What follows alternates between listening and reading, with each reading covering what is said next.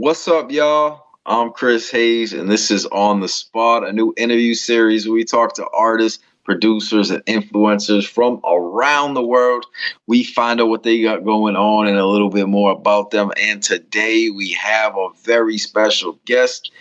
Please introduce yourself. Tell us your name, where you're from, and what you got going on.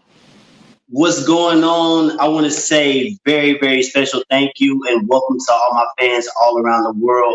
My name is C.A.M. I go by many different aliases, but we'll get into that later on in the interview. I want to say thank you so much to everybody that's watching right now. Thank you for tuning in. And shout out to On the Spot and the incredible host, the incomparable Chris Hayes. What's going on, everybody? Hey, man, I appreciate that. I want to officially welcome you to On the Spot. Thank you for coming through today. Yeah, man, happy to be here. You and I have linked up a few times, but we'll talk about that in a bit. You might not recognize me from my Instagram name above, the party next weekend. I used to go by Mr. Know-It-All, and I've been very active on Instagram this past year. Mr. Know-It-All, M-I-S-T-A? Yeah, M-I-S-T-R-A, yeah. I recognize the name. I don't know if you're not wearing a hat today or something. I don't know, man. You look a little bit different. This guy's all updated, man. So yeah, image or something, man. But yeah, welcome to the show, man. Like I said, it's good to have you here. So the first thing that I want to start off on is tell us what your artist name is, what your MC name is, but also is there a certain spelling to it? Is there a story behind it? What's the reason you even decided to call yourself that, man? Break it down for us. I got you, man. Chris, you know, every artist, we go through a transition where we're trying to find out what our name's going to be. And I cannot tell you how many times I've changed my name since starting at 8 years old trying to rap. But my name right now, I go by C.A.M, C-A.M. That stands for Creator of Amazing Music. That's what I am. That's what I've been trying to do. And that name came along once I finally started to sound like myself and not like a cookie cutter version of anybody else or like my favorite MC. I started to find my sound not only on the mic, but performing in front of other audiences. And I decided, you know what? I don't want to go by all these other aliases, little so-and-so or whatever. I want to be C.A.M. I want to be Cameron. That's what I want to present to my audience moving forward. And I noticed you have a Cameron shirt on right now, man. Do you want to tell us about that, man? Yeah, actually, this is a Christmas gift from my mom, so I had to rip for her if I'm gonna come on here and do an interview. But that's my actual name. I just noticed. So your name is Cameron, and you got C.A.M. I'm looking on your profile right now. I was just checking out your profile. That's what you got right on there. So that's what you guys can expect. And tell us what the C.A.M. again was one more time. That's Creator of Amazing Music. Very important. That's what we all are in a sense, man. You could be C.A.M. because I'm C.A.M. too. We're all creators of amazing music. I love that, man. I love that. What kind of got you into music? When did you start? Have you been making music a while? What are some of your influences, inspirations? I mean, tell us your story behind the music. Man, I'm really ingrained in music for my entire life, just like most of us have. You know, grew up in the church. Most of my parents are ministers, and hip hop wasn't really what they wanted to have me listening to. So I had to kind of sneak around and listen to certain music. I grew up in that era. You know what's up, Chris? The LimeWire, Crosswire, BearShare, know? So I grew up in that era, man, where I'm having to hide secret folders from my parents so I can like download my Lil Wayne tracks and my leaks for the week. And it started off with just, since I couldn't listen to the music, I had to download the lyrics. I would submit to lyric sites at a young age, like, yo, y'all got those lyrics wrong. I heard that song 100,000 times.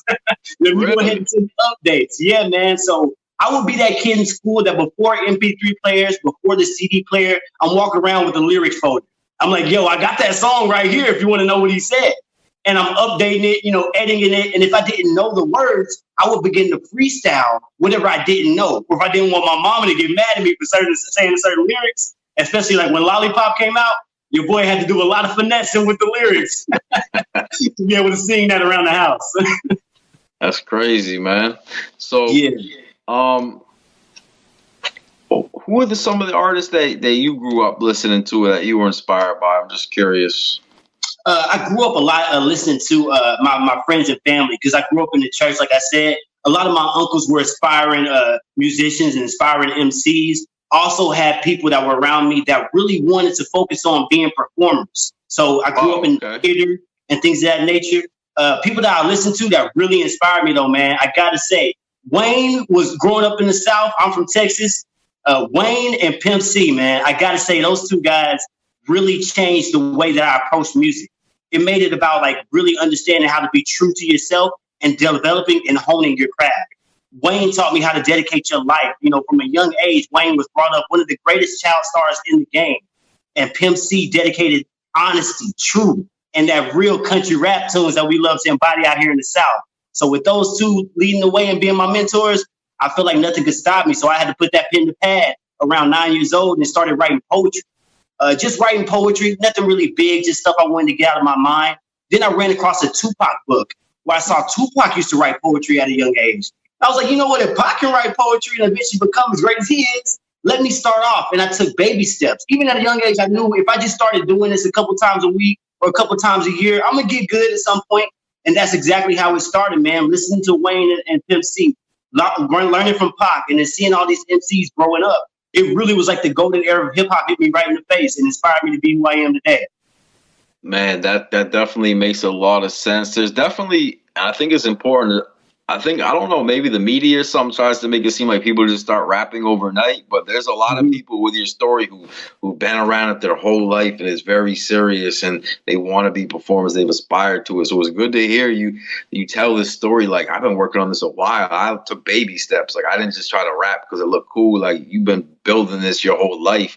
I think that's important for the viewers to really understand, man, because right now, I want to talk about your music. What do you have out right now? What can I check out? What can the people watch and check out? Like if there was a major label A&R watching this right now, what would you tell them to check out, man? Where can they check it out? How can they, and also tell us how we can follow you on Instagram. Tell us what you got going on right now on the music.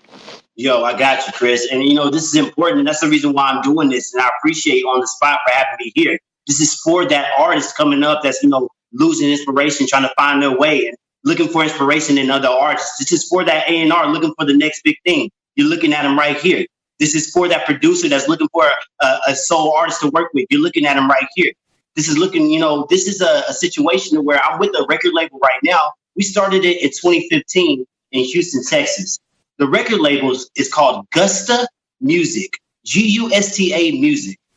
GUSTA stands for Giving You Something to Talk About. And music stands for Making Uplifting Songs, Inspiring Change. We started doing this, man, and I really feel like that's going to be the focal point for how I am moving forward. I am the sole artist, and I also have a producer. Her name is Millie. You can follow Millie on Instagram at C.A.M. You can follow me on Instagram at The Party Next Weekend. You can also follow GUSTA Music, G.U.S.T.A. Music on Instagram as well. That's where you'll see all of our music. And do not hesitate to drop into just gustamusic.com.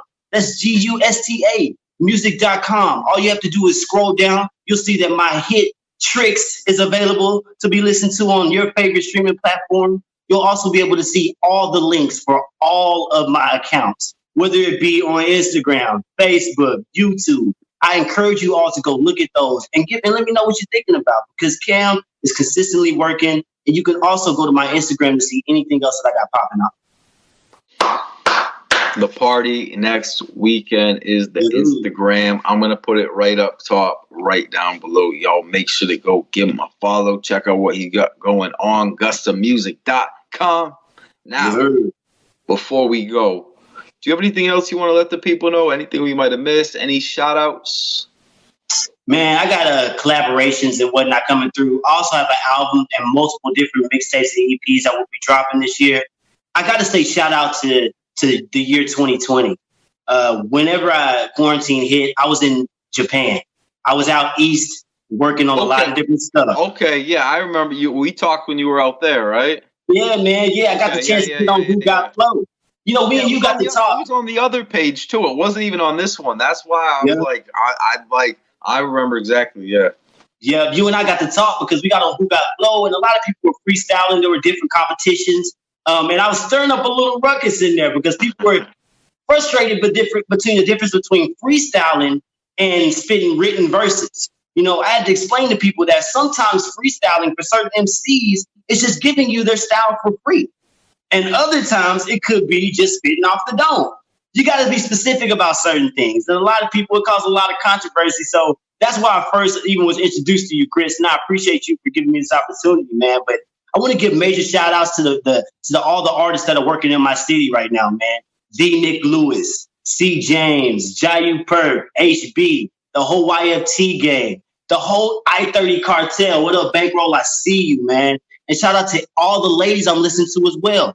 KD Raps, Poetry, my hometown heroes, and the greatest guitarist of all time, James Norton. And I cannot forget to shout out my most amazing and illustrious producer, Millie. She's been my right-hand person with me every single step of the way. When we started gustamusic.com and Gusta Music Records, we wanted to really make dreams come true and make it a safe place for people to be able to come in and give an inspirational platform. A lot of people talk about how it's important to express yourself and talk about music. Well, we're giving you an opportunity to have something to talk about and also have uplifting songs that are inspiring change amongst the community.